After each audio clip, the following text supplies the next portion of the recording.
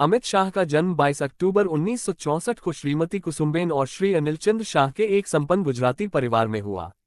बचपन से ही उन्हें देश के लिए प्राणों की आहुति देने वाले नायकों की गौरव गाथाएं बेहद प्रिय थीं और वह हमेशा ही देश के लिए भी समर्पित होकर कुछ करना चाहते थे। अमित शाह सच्चे अर्थों में उदीयमान नए भारत का प्रतिनिधित्व करते हैं। विगत 5 वर्षों के दौरान अपने अग्रणी नेतृत्व में पार्टी के राज्य विधानसभा के चुनावों में एक के बाद एक जीत दिलाते हुए उन्होंने रूप से विस्तार किया है। उनके कार्यकाल में पार्टी विश्व की एक सबसे बड़ी राजनीतिक पार्टी बन गई है, जिसके 10 करोड़ से ज्यादा पंजीकृत सदस्य हैं। अमित शाह जमीनी स्तर से कार्य करते हुए भारत की सत्तारूढ़ पार्टी के मुखिया के तौर पर उभरे हैं। शुरुआत में वे राष्ट्रीय स्वयंसेवक संघ के स्वयंसेवक बने और बाद में अखिल भारतीय विद्यार्थी परिषद (ABVP) के सक्रिय सदस्य बने और शाह 1987 में भाजपा में शामिल हुए। 1987 में उन्हें भारतीय जनता युवा मोर्चा का सदस्य बनाया गया।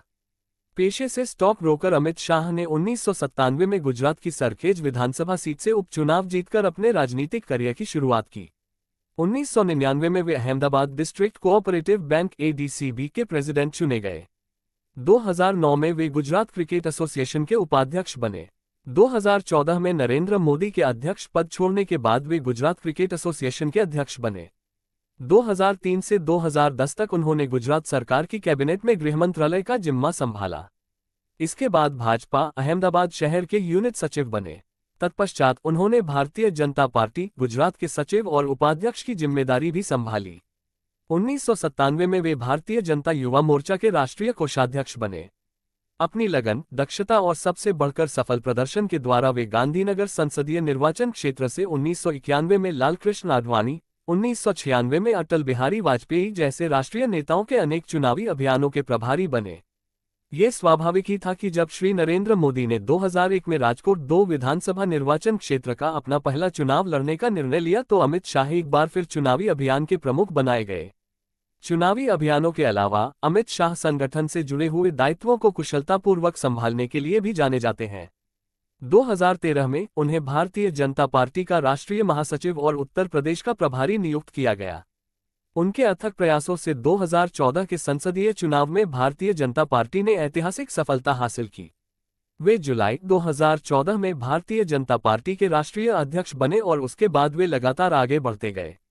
पिछले 5 वर्षों के दौरान प्रधानमंत्री नरेंद्र मोदी और पार्टी के अध्यक्ष अमित शाह के संयुक्त नेतृत्व में भारतीय जनता पार्टी ने हरियाणा, गुजरात, अरुणाचल प्रदेश, उत्तर प्रदेश, उत्तराखंड, त्रिपुरा और हिमाचल प्रदेश में सफलतापूर्वक सरकार बनाई। इसके साथ साथ सहयोगी दलों के साथ मिलकर भारतीय जनता पार्टी ने झारखंड, महाराष्ट्र, असम, गोवा और मणिपुर जैसे राज्यों में एक बार फिर सत्ता में वापसी की है। भारतीय जनता पार्टी कुछ समय पहले जम्मू और कश्मीर और हाल ही में बिहार, नागालैंड और मेघालय में सत्तारूढ़ गठबंधन में साझीदार रही है।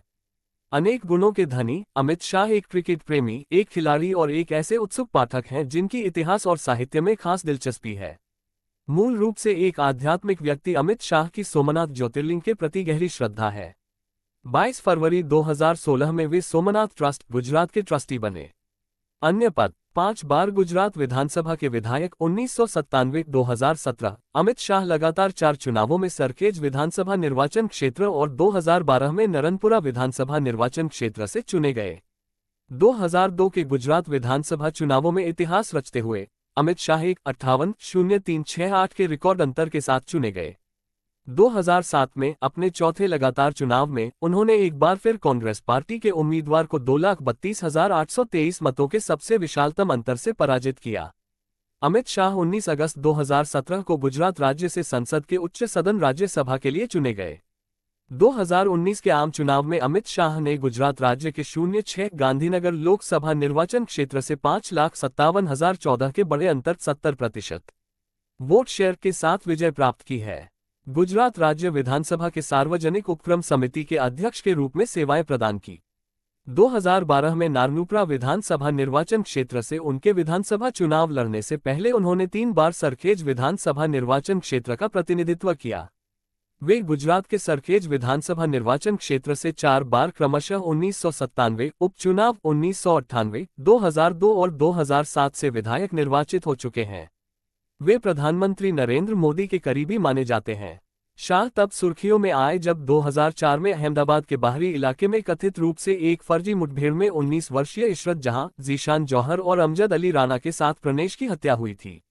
गुजरात पुलिस ने दावा किया था कि 2002 में गोधराबाद हुए दंगों का बदला लेने के लिए ये लोग गुजरात के मुख्यमंत्री नरेंद्र मोदी को मारने आए थे। इस मामले में गोपीनाथ पिल्लई ने अदालत में एक आवेदन देकर मामले में अमित शाह को भी आरोपी बनाने की अपील की थी। हालांकि 15 मई 2014 को सीबीआई की एक विशेष अदालत ने शाह के विरुद्ध पर्याप्त साक्ष्य न होने के कारण इस याचिका को खारिज कर दिया। एक समय ऐसा भी आया जब सोहराबुद्दीन शेख की फर्जी मुठभेड़ के मामले में उन्हें 25 जुलाई 2010 में गिरफ्तारी का सामना करना पड़ा। शाह पर आरोपों का सबसे बड़ा हमला खुद उनके बेहद खास रहे गुजरात पुलिस के निलंबित अधिकारी डीजी बंजारा ने किया। 16वीं लोकसभा चुनाव के लगभग 10 माह पूर्व शाह दिनांक 12 जून 2013 को भारतीय जनता पार्टी के उत्तर प्रदेश का प्रभारी बनाया गया। तब प्रदेश में भाजपा की मात्र 10 लोकसभा सीटें ही थीं। उनके संगठनात्मक कौशल और नेतृत्व क्षमता का अंदाजा तब लगा जब 16 मई 2014 को 16वीं लोकसभा के चुनाव परिणाम आए। भाजपा ने उत्तर प्रदेश में 71 सीटें हासिल की।